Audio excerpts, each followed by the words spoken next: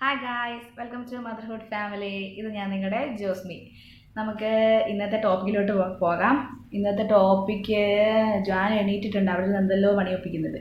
അപ്പോൾ ഇന്നത്തെ ടോപ്പിക്ക് എന്താണെന്ന് വെച്ച് കഴിഞ്ഞാൽ, നമ്മൾ പ്രസവശേഷം നമ്മളെ കുളിപ്പിക്കുമല്ലോ. ആ കുളിപ്പിക്കുന്ന സമയത്ത് ആ വെള്ളത്തിനകത്ത് എന്തൊക്കെ പച്ചിലകളാണ് ചേർക്കുന്നത് എന്നാണ് ഞാൻ പറയുന്നത്. ഇത് ഞാൻ പറയുന്നത് എന്നെ ചെയ്ത കാര്യം കേട്ടോ. പിന്നെ എനിക്ക് നിങ്ങളോട് റിക്വസ്റ്റ് ഉള്ളതെന്ന് വെച്ചാൽ, ഞാൻ ഈ കാര്യം പറയുന്നത് നിങ്ങളുടെ വീട്ടിലെ അമ്മൂമ്മമാരോ വലിയ അമ്മച്ചിമാരോടൊന്നും പോയി നിങ്ങൾ പറയരുത്. ഇങ്ങനെ ഒരാൾ അവർ കുളിപ്പിച്ചതിൻ്റെ എന്തൊക്കെ ചേർത്തു എന്നുള്ളത് പറഞ്ഞു എന്നൊന്നും പോയി പറയരുത്. കാരണം അവർക്ക് എന്നോടൊരു ദേഷ്യമായിരിക്കും. ദേഷ്യം എന്ന് വെച്ചാൽ വേറെ ഒന്നും കൊണ്ടല്ല, ഇതൊന്നും ആരും പറയൂല, ആരോടും പറയൂല. അത് വെച്ചാൽ ഞാൻ തന്നെ എനിക്ക് തന്നെ ഇതൊന്നും ആരും പുറത്ത് പറയൂല എന്നുള്ള കാര്യം എനിക്ക് അറിയത്തില്ല. അപ്പോൾ ഞാൻ എൻ്റെ ഫ്രണ്ട്സുമായിട്ട് ഡിസ്കസ് ചെയ്തപ്പം ഞാനിങ്ങനെ എനിക്കിങ്ങനെയൊക്കെ ചെയ്തു, നിങ്ങൾക്ക് ഇതൊക്കെ ചെയ്തായിരുന്നു, ഇതിനകത്ത് ഇതൊക്കെ ഇട്ടായിരുന്നു എന്ന് ചോദിച്ചപ്പോഴത്തേക്ക് അവരുടെ അമ്മയുടെ മുമ്പിൽ വെച്ചിട്ട് അതെനിക്ക് അറിയത്തില്ല, ഞാൻ ശ്രദ്ധിക്കാറില്ല, അങ്ങനെ അവരൊരു ഒഴിവ് കാണിച്ചു. അപ്പം എനിക്ക് മനസ്സിലായി അവർക്കത് പറയുന്നതിൽ എന്തോ ബുദ്ധിമുട്ടുണ്ട്. അപ്പോൾ ഞാൻ വിട്ടുവിട്ടോ, പിന്നെ ചോദിക്കാൻ പോയിട്ടൊന്നുമില്ല. അപ്പോൾ പിന്നെ ഒരു ദിവസം എന്നെ ഫോൺ ചെയ്തിട്ട് പറഞ്ഞു, ഇനി അന്ന് അമ്മയുള്ളതുകൊണ്ടാണ് പറയണേ, അതൊക്കെ ഒന്നും പറയരുത്, പുറത്ത് പറയരുത്, പറഞ്ഞാൽ അതിനെന്തോ ഗുണം കിട്ടില്ല എന്നോ അങ്ങനെയൊക്കെയാ പറയുന്നതെന്ന് പറഞ്ഞു. അപ്പം ഞാനിപ്പോൾ ഒരു ദൈവവിശ്വാസിയാണ്, ഒരു അന്ധവിശ്വാസിയല്ല. അതുകൊണ്ടാണ് ഞാൻ ഇങ്ങനത്തെ കാര്യം, ഇപ്പോൾ പ്രസവക്കുഴിയുടെ കാര്യമാണല്ലോ എന്താണെങ്കിലും ഞാനത് തുറന്നു പറയുന്നത്.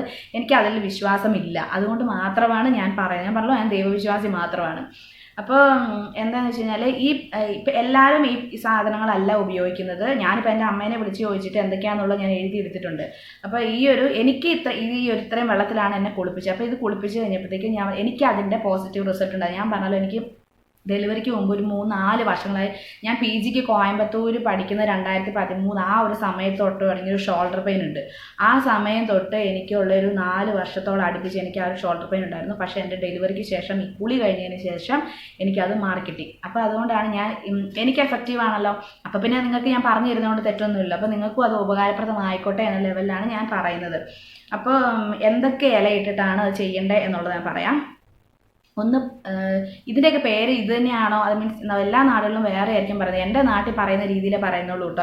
ഞാൻ കേട്ടറിവാണ്, ഞാൻ അമ്മയോട് ചോദിച്ച് എഴുതിയെടുത്താൽ. ഒന്നാമത്തത് പാണനില.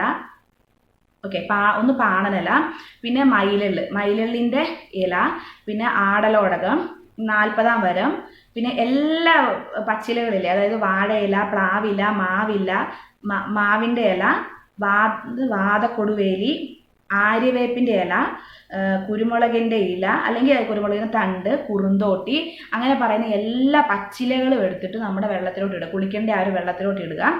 ഈ ഇലകളെല്ലാം കൂടെ ഇട്ടിട്ട് ബോയിൽ ചെയ്യുക, നന്നായി ബോയിൽ ചെയ്യുക. തിളച്ചിറങ്ങണം, ആ സത്തൊന്ന് ഇറങ്ങാൻ പാകത്തിന് ബോയിൽ ചെയ്യുക. എന്നിട്ട് ആ വെള്ളത്തിലാണ് നമ്മളെ കുളിപ്പിക്കുന്നതെന്ന് പറഞ്ഞു കഴിഞ്ഞാൽ എന്താ പറയുക, ഒരു അപാര വേദനയാണ് നമുക്ക് ആ കുളിയെന്ന് പറയുന്നത്. നമ്മുടെ ഡെലിവറി പെയിൻ എന്നൊക്കെ പറയുന്ന ഒന്നുമില്ല. കാരണം വെച്ചാൽ ഈ കുളിപ്പീരെന്ന് പറഞ്ഞു കഴിഞ്ഞാൽ തിളച്ച വെള്ളം എടുത്തിട്ടാണ് നമ്മുടെ ദേഹത്തിട്ട് വന്ന് ഒഴിക്കുന്നത്. അത് ഒഴിക്കുന്ന കണ്ണ് തള്ളി. എനിക്ക് സത്യം പറഞ്ഞാൽ ഏറ്റവും കൂടുതൽ ഒരു വിഷമം, ഒരു വേദന എനിക്ക് ഫീൽ ചെയ്ത് എന്നെ കുളിപ്പിക്കാൻ നേരത്താണ്.